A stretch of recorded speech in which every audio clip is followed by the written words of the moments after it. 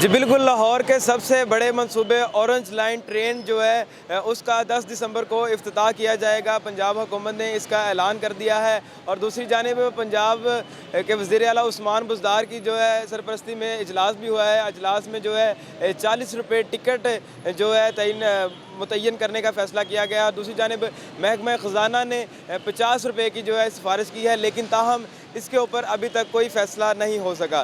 दूसरी जानिब हम शहरियों से बात करेंगे, शहरियों का क्या कहना है।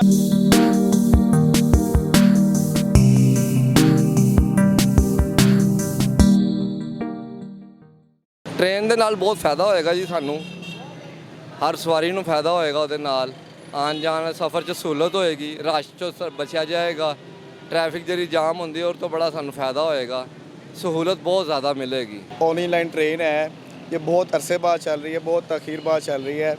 अब ये देखते हैं कि ये जब चलेगी 10 दिसंबर को, पता नहीं चलती भी है कि नहीं चलती। एरो ट्रेन का जो इब्तिदा हो रहा है, मौला उसे कामयाब करे और गरीबों के लिए सबसे बेहतर गरीबों के लिए आरामदेह हो कि गरीब आवाम को वो सहूलियत मिलती है कि नहीं मिलती। जो उन्होंने कहा था कि जी ये ट्रेन चलेगी, 2018 का मनसूबा था, 2019 ख़त्म होने वाला है, तो अभी 19 भी ख़त्म हो गया इंशाल्लाह। अब देखते हैं 10 तारीख को क्या गरीबों के लिए क्या पैकेज देते हैं। ये हमारे नए वज़ीर आला आए हैं जो वज़ीर आज़म साहब, देखें कि गरीबों को पैकेज बनता भी है कि नहीं बनता। 2019 अब चढ़ गया। शहरियों का कहना था कि हुक्मरान जो है वादे ही करते रहे हैं, लेकिन इसका जो है इफ्तिताह अभी तक नहीं किया जा सकता।